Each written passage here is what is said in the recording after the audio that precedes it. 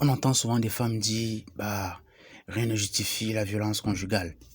Sous-entendu, la violence contre les femmes. Parce que de nos jours, les deux expressions sont amalgamées. On fait l'amalgame entre violence conjugale et violence faite aux femmes. Alors qu'en réalité, la violence conjugale, c'est la violence qui est exercée au sein du couple, au sein du foyer conjugal, peu important leur hauteur. Donc, à travers cet amalgame-là, on essaie de faire croire que le seul scénario de violence conjugale possible, c'est d'une part un bourreau homme, et d'autre part une victime femme. Or, rien n'est plus faux. Les hommes subissent énormément de violences conjugales, mais malheureusement, cette violence conjugale subie par les hommes est invisibilisée. Des études américaines ont été faites là-dessus qui démontrent que le couple, la forme de couple la plus sujette à la violence conjugale, c'est le couple lesbien, c'est-à-dire le couple qui implique une femme et une femme.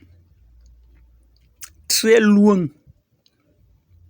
devant le couple hétérosexuel impliquant donc un homme et une femme. Il y a le couple lesbien, arrive ensuite le couple hétérosexuel.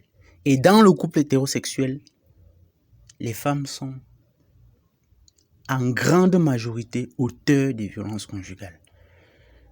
Que ce soit sous la forme physique, les coups de couteau, les poêles balancées sur la tête, ou davantage sous leur forme plus insidieuse, la violence psychologique, verbale, morale et tout ça. Les injures, les insinuations, le dénigrement, etc.